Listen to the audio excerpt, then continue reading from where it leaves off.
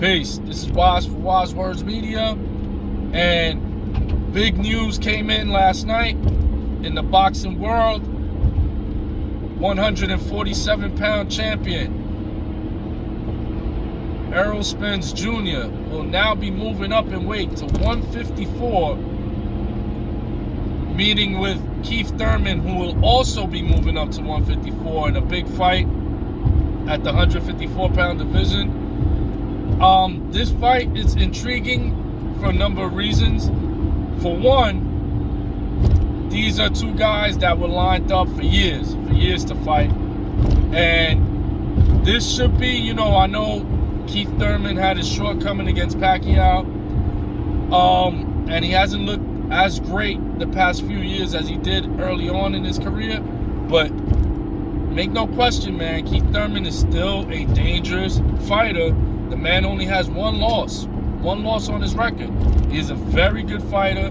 He's made it up to this level for a reason. He's very talented, and if he is focused, if we get a focused Keith Thurman, this fight could be major, a major fight. And man down, Errol Spence, he stayed ready. So this one's gonna be a really good fight. I think people are not giving this the type of praise and magnitude that it deserves. It's going to be a really good fight. You got two guys that are boxer punchers. Not just one boxer or two boxers, or not just one puncher or two punchers. These are guys that are boxer punchers, that they have very good boxing technique, but they have devastating punching power. These are boxer punchers, which is the same thing that you would get in a in an Errol Spence versus Terrence Crawford fight. You're gonna get a boxer puncher versus a boxer puncher. So those are always great matchups. And again, I know Thurman's coming off some lackluster performances, and he did take that loss to Pacquiao. But don't think for a second Keith Thurman is not game at any given night. That's where the term puncher's chance come in, because all it takes is just one crack. And Keith Thurman is the type of dude, man, that if you sleep on him, he's gonna make you sleep. I don't see Errol Spence sleeping on anybody. So this is gonna be two dudes coming for it. They're gonna come to each other. They're gonna come at each other 100%.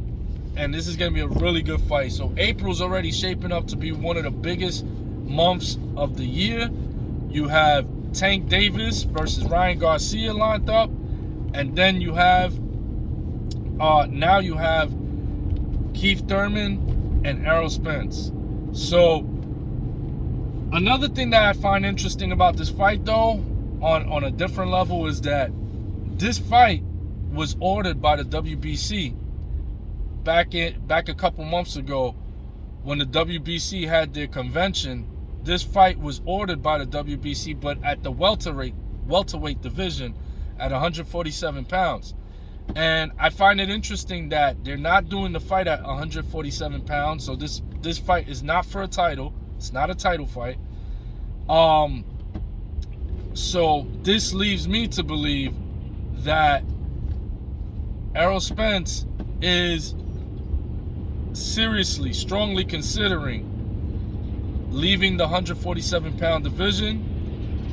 And if he does fight Crawford, it will be at 154, because I don't see Spence going up in weight for 154 to fight Keith Thurman, then to come back down in weight and be met with some very, with some very tough opponents that he may potentially have to face, because those are his mandatories, such as the winner of Virgil Ortiz versus Stanionis, and also Jerome Boutsenis.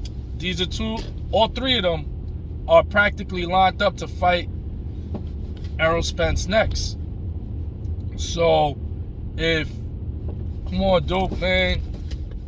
Yo, this is why I can't stand being in New York. Yo, Duke, man.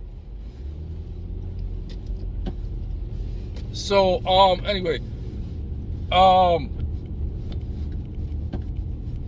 Yo, worst place to drive, New York. Word. But anyway, yeah, this should be a series of good fights going on in April, and I see with Errol Spence taking this fight to 154, I don't see him coming back down for these challenger fights, especially like a boots tennis fight. You know, let's say if he felt comfortable making the 54-pound weight, and then he's gonna have to try to like cut weight, and it's gonna be taxing on him to make that 47.